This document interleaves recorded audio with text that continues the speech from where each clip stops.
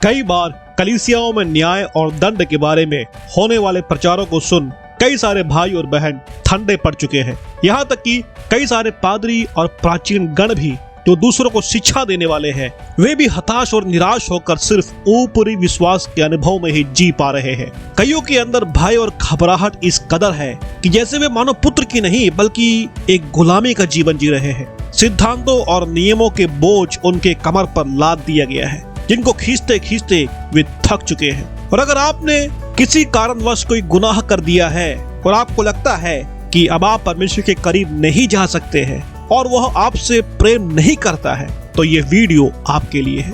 और ये वीडियो उन सब के लिए भी है जो परमेश्वर के अनोखे प्रेम को जानना चाहते हैं, चखना चाहते हैं। मेरे प्रियो, मैं आपके सामने 2 उदाहरण बाइबल से दूंगा जिसमें आप परमेश्वर के उबड़ने वाले प्रेम को एक पापी के लिए बहता हुआ महसूस करोगे। पहला उदाहरण कैन का है। कैन आदम और हव्वा का पहला बेटा था, जिसके बारे में यहूदा की पत्री 11वें आयत में लिखा है कि उसका चाल चलन सही नहीं था। यूहन्ना की पत्री 3 अध्याय के 12वें आयत में लिखा है कि कैन अधर्मी था और वह शैतान के प्रभाव में था। इब्रानी की पत्री 11वें अध्याय के 4 आयत में ऐसा लिखा है कि कैन का बलिदान विश्वास के साथ नहीं होने के कारण परमेश्वर के सामने उत्तम भी नहीं था। लेकिन इन सब के बावजूद भी परमेश्वर ने हाबिल से नहीं बल्कि कैन से बात किया था।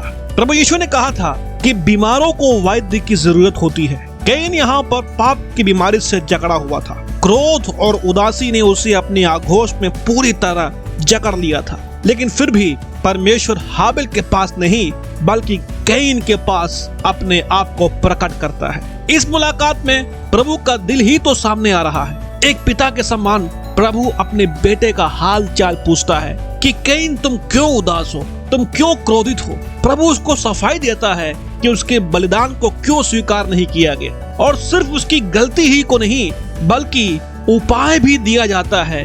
उसकी गलती यह थी कि वो बुराई करता था और उपाय ये था कि अब उसे बुराई को त्यागना है और भलाई के मार्ग पर निकल पड़ना है। लेकिन प्रभु की इस बात को कैन नहीं सुनता बल्कि जलन और क्रोध को बढ़ावा देता है, और इसके चलते वह अपने भाई हाबिल की हत्या कर देता है। दुनिया का पहला शहीद हाबिल था, जिसके लहू को पृथ्वी को ना चाहते हुए भी पीना पड़ा। हाबिल का बहा लहू न्याय की पुकार कर रहा था। परमेश्वर के न्याय करने के पहले उसके सृष्टि के चक्र ने ही कैन का न्याय कर दिया था। उत्पत्ति 4 अध्याय की 11 में लिखा है कि पृथ्वी ने ही कैन को श्राप दे दिया था। ताज्जुब की बात यह है कि जब पृथ्वी उसके लिए पसीने की मेहनत का पूरा फल देना नहीं चाहती थी, तब भी कैन के पास परमेश्वर आता है और उससे बात करता है। उस दिन कैन की किसानी को स्वयं पृथ्वी ने ही समाप्त कर दिया था।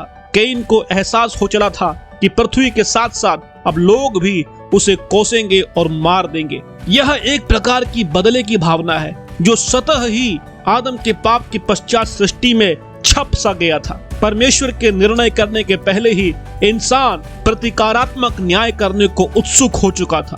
इस दंड की गहराई को समझकर एक पापी और अधर्मी की पहली प्रार्थना यह है कि मेरा दंड सहने से बाहर है और जो कोई मुझे पाएगा प्रभु वो मुझे मार डालेगा। मेरे प्रियो, आप यहाँ पर देख सकते हो कि एक बुरे, अधर्मी और शैतान के कब्जे में रहने वाले इंसान की भी प्रार्थना प्रभु सुनकर उसके लिए एक चिन्ह ठहराता है कि कोई उसे न मारे।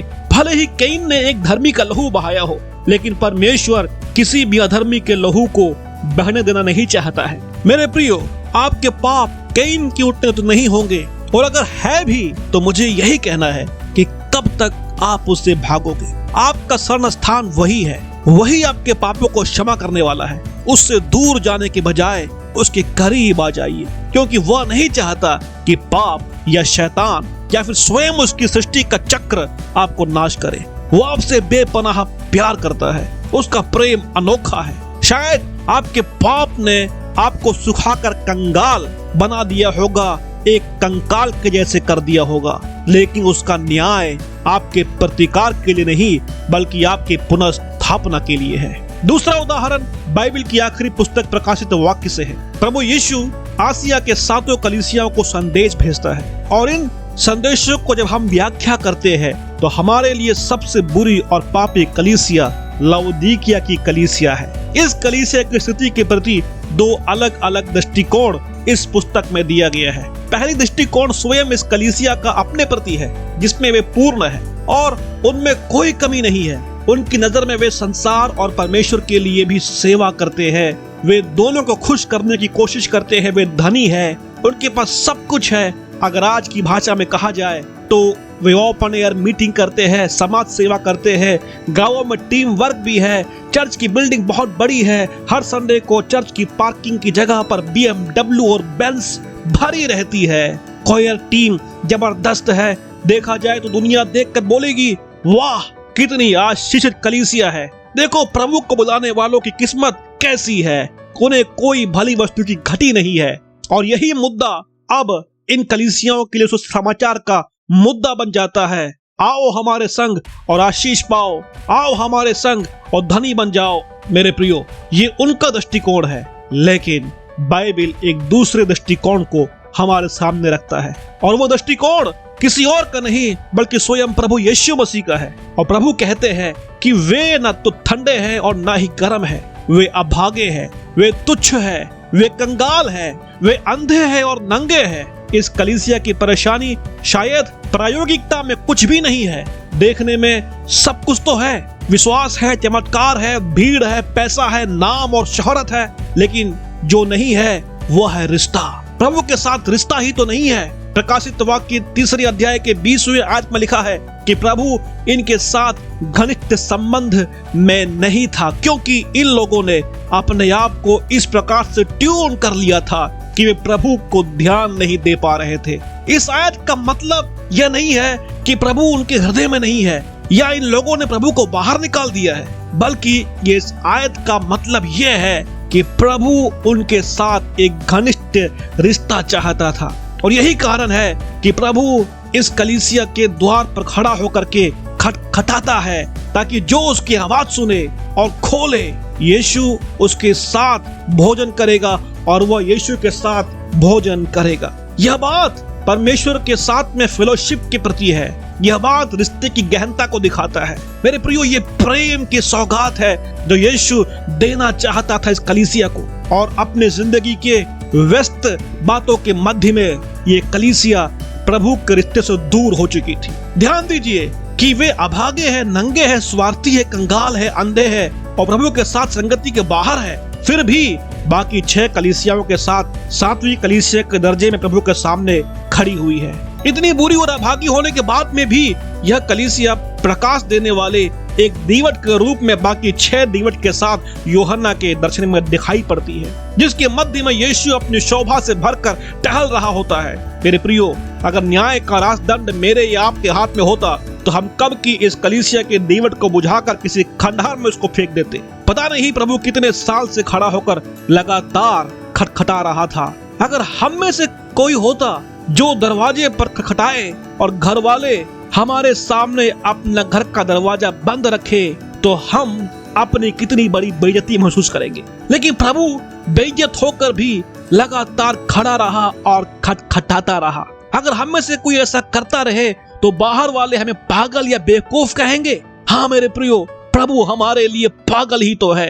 वो हमसे बेपनाह मोहब्बत कर बैठा है। उसने अपने खून के आखिरी कतरे तक को हमारे लिए बहा दिया है। वो हमें छोड़ नहीं सकता है, वो हमें त्याग नहीं सकता है, वो हमको छोड़कर नहीं जाने वाला है। पता नहीं कि इस कलीसिया में प्रभु कितने दिनों या महीनों या सालों से खड़ा होके खटखटा रहा है, और वो भी लगातार। इतना संयम, इतना गहरा प्यार हमें कहां देखने को मिलेगा। अरे इस महान प्रभु के प्रेम की खुशबू किसे मदहोश नहीं कर डालेगी, उसका प्रेम किसे दीवाना नहीं बनाएगा। उसके प्रेम की गहराई को जानकर कौन दरवाजा खोलना नहीं चाहेगा। शायद आप लौदीकिया की उतने गिरे हुए नहीं होंगे, लेकिन अगर आप उससे भी गिरे हुए हो तो आपको उठाने के लिए वह स्वर्ग की महिमा से नीचे आकर एक दास का रूप धारण कर अपने आप को आपके लिए कुर्बान कर चुका है।